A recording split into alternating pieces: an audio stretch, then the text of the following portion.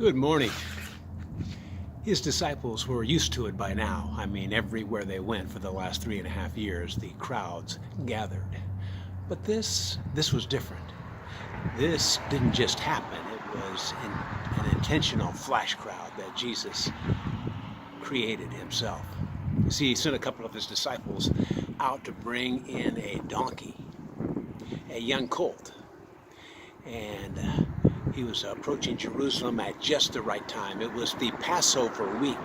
Thousands of people converged on Jerusalem every Passover week, and this was the Sunday before Passover. And Jesus decided to make an entrance that it would not soon be forgotten. His disciples kind of caught on at what was happening. They took the donkey and threw their jackets over it and then hoisted him up to the top of the donkey as they approached Jerusalem. It didn't take long for the flash crowd to gather. They gathered by the thousands and lined the streets looking for an answer to the problems of their lives. Looking for a hero. Looking for a king.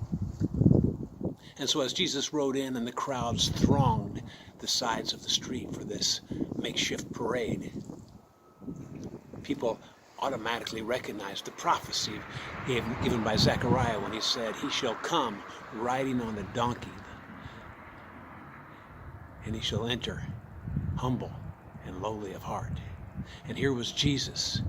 And as the crowd saw him riding on a donkey, looking like a king, they couldn't help but express their praise, their adulation.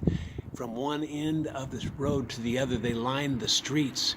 They shed their jackets. They broke off palm trees and they threw them in the way.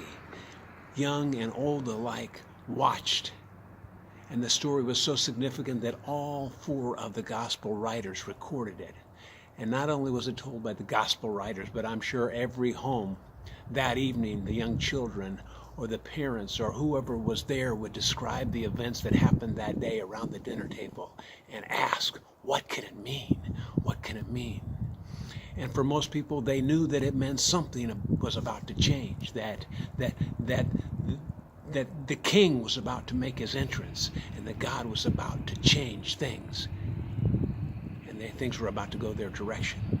And so as Jesus rode into town with all of the adulation, with all of the praise, with everyone's attention on him, the crowds began to line the streets, and on one side they stood